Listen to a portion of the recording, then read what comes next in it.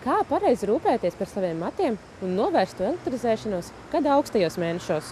To noskaidrosim skaistumkopšanas salonā L-Studija. Tuvojoties augstajiem ziemas mēnešiem, ir īpaša uzmanība jāpievērš matu mitrināšanai. Tas nozīmē, ka būtu vairāk jāizmanto kādas matu maskas, barojošāk matu kondicionieri. Tas gan neatiecās uz smalkiem plāniem matiem, tiem es neieteiktu lietot matu maskas. Tiem es labāk ieteiktu lietot kādus izsmidzināmos kondicionierus, kurus pēc tam vienkārši nav jāizskalo un viņi nenoslogo to matiņu tik ļoti. Viens no lielākajiem, tā teikt, matu ienaidniekiem ziemas laikā ir mākslīgā apkure. Mākslīgo apkuri, centrāla apkuri varētu salīdzināt kā sēdēšanu zem fēna visas dienas garumā, protams, nedaudz pārspīlējot, jo šis mats visu laiku nemitīgi sausinās, žāvējās, tādējādi veidojās šie sausie spurainie matu gali, un matiņš kļūst daudz trauslāks un nespodrāks. Tādēļ es ieteiktu varbūt pat nesāt līdzi kādu matu sērumu, matu galiem, ik pa laikam, ar kuru varētu tā kā pabarot tos matu galus.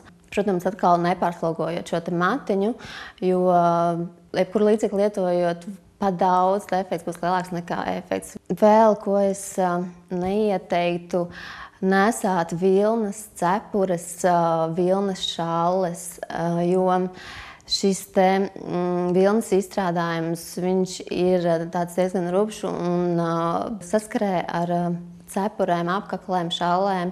Šie mati kļūst vēl nespodrāki.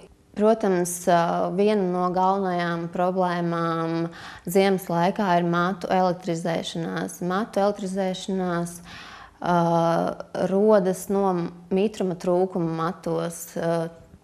Kā jau es iepriekš minēju, ka galvenais ir mitrināt šos matus ar dažādām maskām un pēc iespējas vairāk lietot dažādus sērumus arī matiem, matu galiem un šos izsmidzināmos kondicionierus.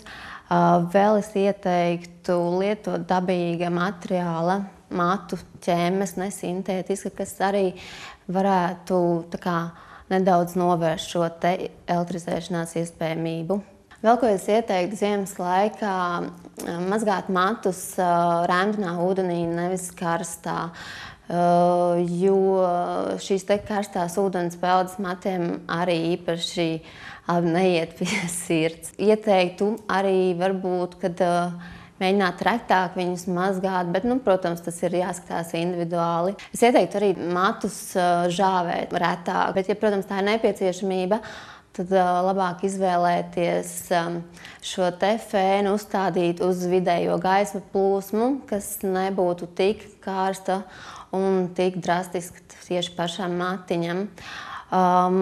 Pirms taisnošanām, lokošanām obligāti lietot visus termoaizsargājošos līdzekļus, serumus un kas katram ir, jo ziemas laikā īpaši šis matiņš ir jāpasargā no visiem šiem ārējiem faktoriem.